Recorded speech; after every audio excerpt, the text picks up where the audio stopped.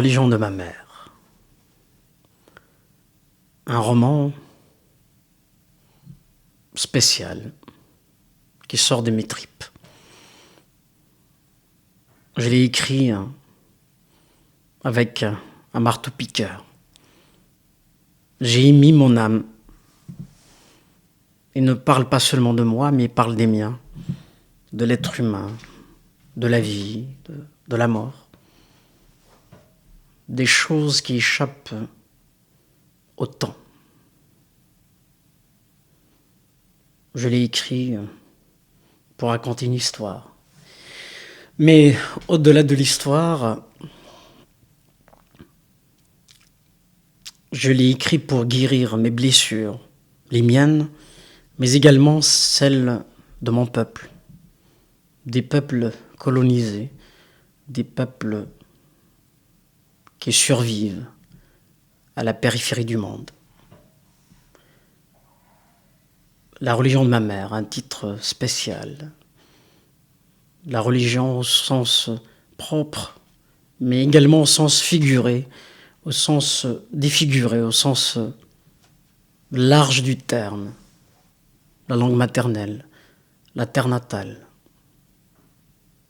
le passé, les parfums de l'enfance, la mort qui guette l'être humain. C'est l'histoire d'un jeune qui s'appelle Miracle. Il apprend la mort de sa mère. Il se rend chez lui, il prend l'avion. Dans l'avion, l'hôtesse de l'air parle la langue de Mahomet, la langue de Rousseau, la langue de Faulkner, sauf la langue de sa mère. Il va arriver chez lui. Il va vivre au fur et à mesure une dépossession progressive. Il va se désintégrer, pour faire simple.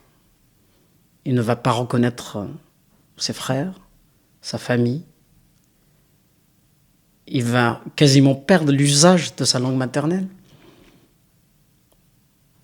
En somme, il va devenir un fantôme. Et autour de lui vivent des fantômes. Quelque part, s'exiler, c'est mourir à petite flamme. Donc, ce personnage va vivre plusieurs tragédies. Il est colonisé, sa terre est colonisée.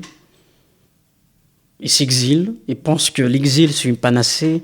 Il va vivre le bonheur ailleurs. Mais il va vivre, en fin de compte, des déceptions. Avant, il avait le temps, mais en Occident, même s'il a la montre, il va chercher le temps, il ne va pas le trouver.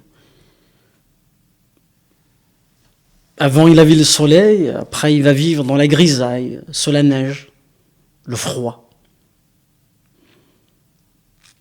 Il avait la langue maternelle qu'il méprisait avant, mais lorsqu'il va vivre en exil, il va apprendre d'autres langues, mais il va perdre quelque part son âme.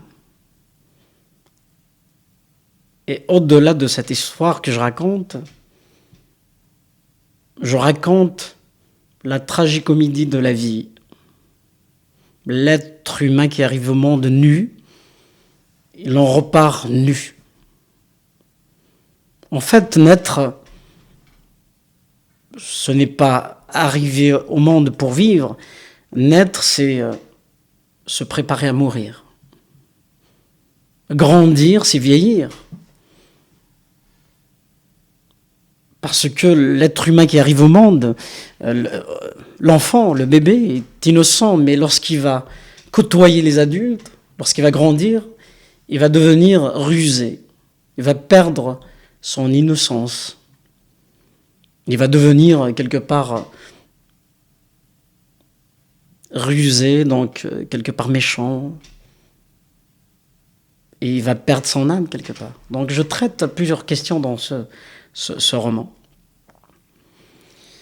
Et j'ai écrit plusieurs livres, notamment le roman Allah au pays des enfants perdus.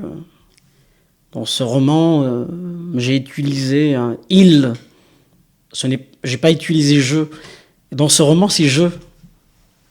Mais j'ai fait un avertissement pour dire celui qui dit je dans ce livre n'est pas l'auteur. Parce que ma mère est vivante dans ce roman. La mère du personnage est morte. Mais je raconte une histoire fictive. Je ne parle pas de moi. Peut-être un peu de moi, mais à ne pas confondre le narrateur avec l'auteur. D'ailleurs, le romancier, son métier est de dire des vérités avec des mensonges. Lui, Aragon, indique, il a utilisé une expression très intéressante, le mentir vrai. Écrire, c'est ça. Et en exergue, j'ai utilisé une citation de moi où je dis écrire, c'est coudre ses blessures avec la pointe de son stylo. Dans ce roman, j'ai tenté de coudre mes blessures. Et comme je le disais tout à l'heure, non seulement mes blessures à moi, les blessures de mon peuple, les blessures d'autres peuples qui souffrent, et de l'être humain en général. Parce que tout est relatif, hein, ne sont perdus quelque part dans ce monde. C'est ça qui est intéressant. Hein. À la base, je suis ingénieur, j'ai essayé d'apporter des réponses à des questions existentielles avec des chiffres. Je n'ai pas pu. J'ai troqué les chiffres contre des lettres.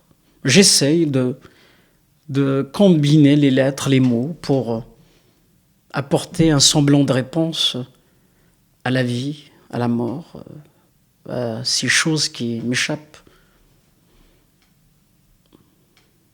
Donc ce livre, vraiment, je le remets, ou je le mets dans les mains des lecteurs comme une offrande. J'espère qu'il va plaire à beaucoup de gens. Parce qu'il sort sincèrement de mes tripes. D'ailleurs, j'ai fait un travail de style. D'ailleurs, mon ami Gary Clan, écrivain, haïtien et canadien, m'a dit t'as utilisé un style mitraillette. Parce qu'il a vu que mon style, c'est comme des balles comme ça qui arrivent l'une après l'autre en rafale. Mais c'est pas des balles pour blesser, c'est des balles que j'espère vont guérir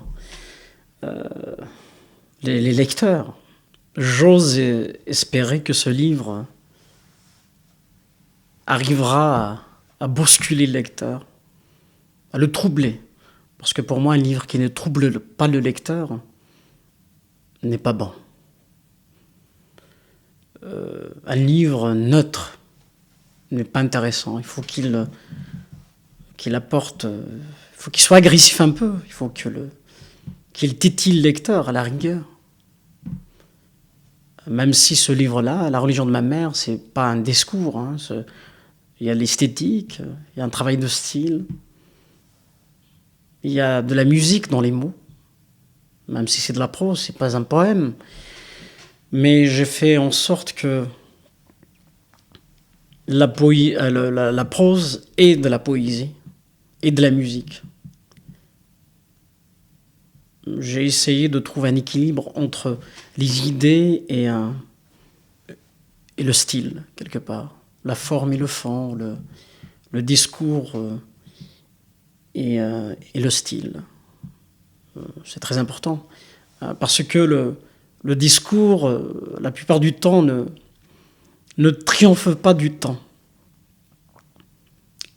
C'est pour ça ce roman, c'est pas un roman conjoncturel.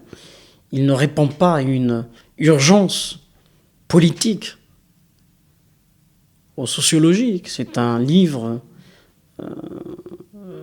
que j'espère va rester, va pas mourir.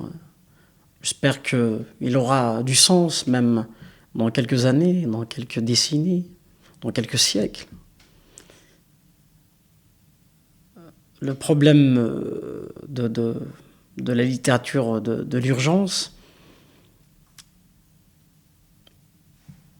ce genre d'écrit ne triomphe pas du temps, meurt vite.